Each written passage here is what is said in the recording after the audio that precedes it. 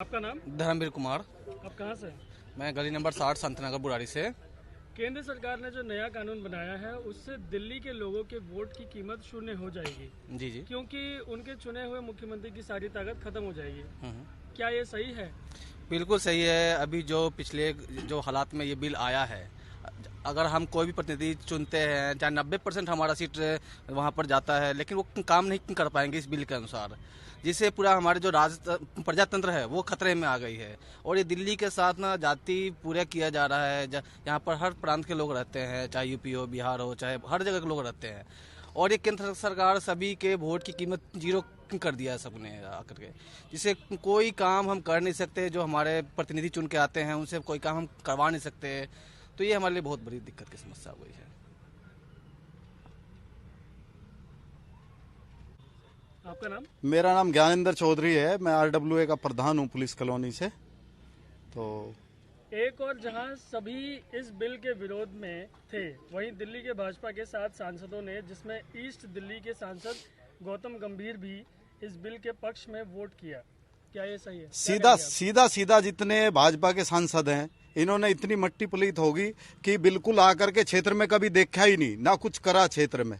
और ये दिल्ली की जनता को इतना परेशान कर रहे हैं। लोकतंत्र की बिल्कुल हत्या करी जा रही है केंद्र सरकार द्वारा, और क्षेत्र में कुछ ना हो, जनता परेशान हो जाए।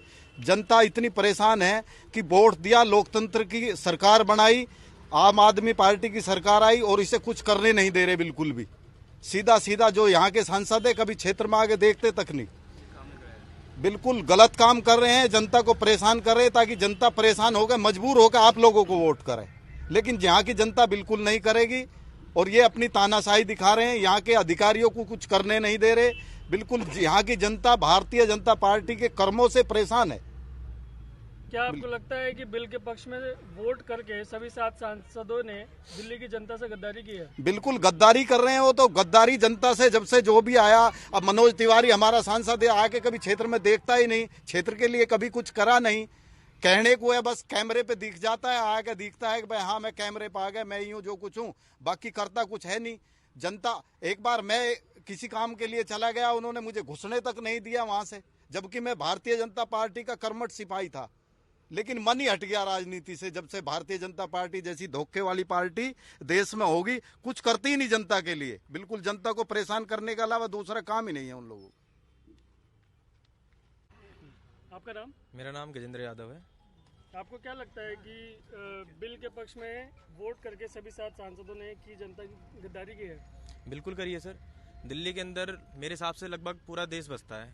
दिल्ली में अलग अलग क्षेत्र से लोग आते हैं, और न्यायिक प्रक्रिया है। मेरा ये मानना है कि अगर दिल्ली के अंदर इलेक्शन होते हैं तो इलेक्शन जीतने वाली जो भी पार्टी होती है, सारे के सारे ताकतें जो संवैधानिक तरीके से दी जानी चाहिए वो दिल्ली सरकार के पक्ष में होनी चाहिए। सेंट्रल गवर्नमेंट को ऑलरेडी सुप्रीम कोर्ट की तरफ से 3 चीज़ें दी गई थी, 3 ताकतें दी गई थी, जिसमें एक लैंड पुलिंग जो DDA देखती है, एक हमारे तरफ से जो पब्लिक ऑर्डर होता है वो देखती है। ये 3 तरीके की ताकतों के बारे में दिया गया था, और मेरे हिसाब से सही था। 4 मुद्दे बेसिकली थे, जिनमें से एक ताकत जो सीनियर्स के ट्रांसफर को लेकर था, जो भी बड़े पौधे के लोग हैं उनको लेकर था, वो सिर्फ दिल्ली गवर्नमेंट को दिया गया था। कारण क्या है कि हमारे जैसे लोग अगर जवाबदेही होती तो जो हमें लोकल लेवल पे मिलते हैं लोग, हम उनसे जवाबदेही की उम्मीद करते हैं, चाहे वो निगम पार्षद हो या फिर विधायक हो। सांसद तक हम लोगों की अप्रोच नहीं होती क्योंकि उनके बंगले बहुत दूर दूर होते हैं, बट हम विधायक को अप्रोच कर सकते हैं, निगम पार्षद को अप्रोच कर सकते हैं। अब जब से इन्होंने अपना अध्यादेश लेकर आए हैं, और अध्यादेश में इन्होंने ये कर दिया है कि अब जो दिल्ली के अंदर जितने भी अफसर्स होंगे उन सभी की ट्रांसफर वगैरह या उनकी पोस्टिंग जो है वो डायरेक्ट सेंट्रल रिक्रूट करेगा, तो उसमें फिर दिल्ली गवर्नमेंट काम कैसे कर पाएगी? तो ये पॉसिबल नहीं है उस तरीके से, और हमारे साथ कहीं ना कहीं ये पक्षपात हुआ है जो दिल्ली की जनता के साथ हो रहा है। क्या 2024 में दिल्ली के लोगों को फिर से इन्हीं सांसदों को चुनकर लोकसभा में भेजना चाहिए? सर मैं पब्लिकली तो नहीं कह सकता हूँ, लेकिन मेरे जैसे इंसान जो मैं हूँ, मैं अगर अपने जैसे व्यक्तियों की बात करूँ तो मुझे ऐसा लगता है कि नहीं होना चाहिए। और हमने 2 बार 3 बार मौका भले ही दे दिया, लेकिन अब लगता है कि सांसदों के साथ हमें ये सब चीज़ें नहीं कंटिन्यू करनी चाहिए, और हमें अपने सांसद बदलने की ज़रूरत है। क्योंकि पिछले 10 सालों में मुझे ऐसा कोई काम नहीं नज़र आता जिसमें सांसदों ने आकर कोई काम किया हो। हमने कई चीज़ों के लिए उनसे रिक्वेस्ट करी, इवन मैं ही नहीं, कुछ ऐसे प्रतिष्ठित लोग भी हैं जो इनकी पार्टी से जुड़े हुए हैं, भारतीय जनता पार्टी से जुड़े हुए लोग हैं, उन लोगों ने भी जाके बहुत सारी चीज़ों के लिए रिक्वेस्ट करी, बट सिंगल टाइम इन्होंने आकर उस पर कोई एक्शन नहीं लिया, कोई काम नहीं करा। मैं अगर अपनी बात करूं तो मैंने भी कई चीज़ों के लिए सोचा था कि ये लोग आएंगे तो बहुत अच्छा काम करेंगे, बट ऐसा नहीं हुआ। सिर्फ बातें बहुत बड़ी बड़ी करी गई थी, सपने बहुत बड़े बड़े दिखाए गए थे। आज भी ये लोग सिर्फ बातें ही बड़ी करते हैं, काम ग्राउंड लेवल पे कम दिखता है। पिछले 10 सालों में आप चाहे इनके निगम पार्षद का इतिहास उठा के देख लीजिए या उससे पहले किसी और चीज़ का देख लीजिए। हमारे झड़ोदा वार्ड में हम लोग इतने परेशान थे इन लोगों से, आप छोटी छोटी चीज़ों का जिक्र नहीं समझ सकते इस चीज़ को लेकर। और जनता से भी मैं कहना चाहूंगा, ये मेरी अपील है पर्सनली, कि अपने वोट की वैल्यू को समझो। अगर आप किसी भी एक चीज के अंदर धुंध की तरीके से कहीं पर भी वोट देते चले जाओगे तो पब्लिकली नुकसान सबको झेलना पड़ेगा। आपका नाम? मेरा नाम दलजीत सिंह है जी, मैं हरदेव नगर से प्रेसिडेंट हूँ जी।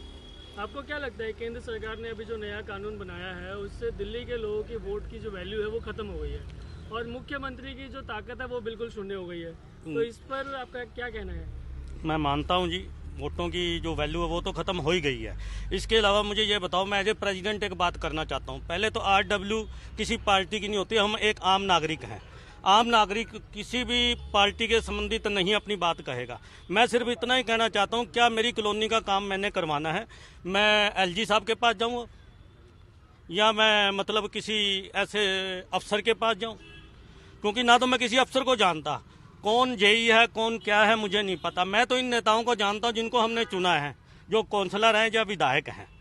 अब उनका इन्होंने इस तरीके से ये एक वो षड्यंत्र के तहत कहें या कैसे इनको जीरो करने की कोशिश की है।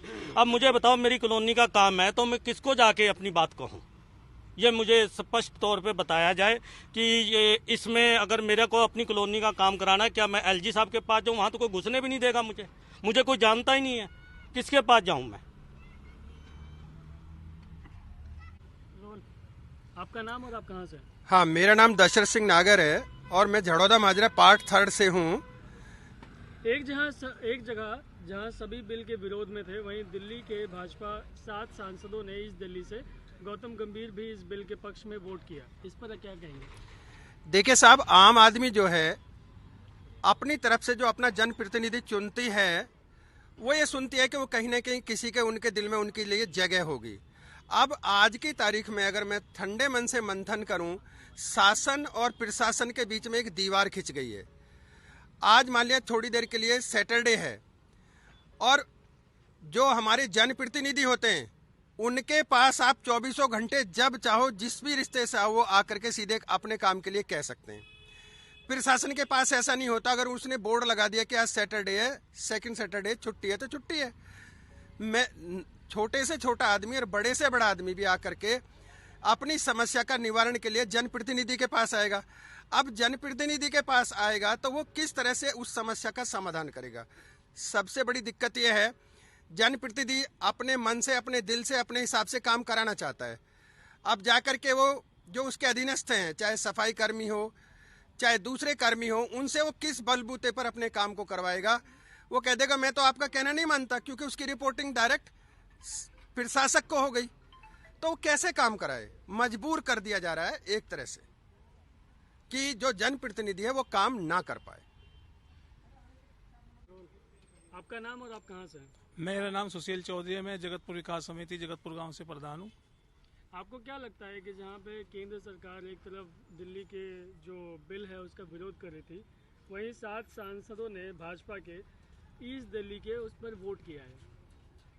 मेरा मानना ये है सर कि दिल्ली की 2 करोड़ जनता ने मुख्यमंत्री बनाया, ठीक है जी। LG साहब की तानाशाही, केंद्र सरकार की तानाशाही दिल्ली की 2 करोड़ जनता का गला घोटने के है कि ये साजिश के तहत ये बिल आनंद फाने में लाया गया। ये सुप्रीम कोर्ट को ना मानने वाली सरकार है मोदी सरकार।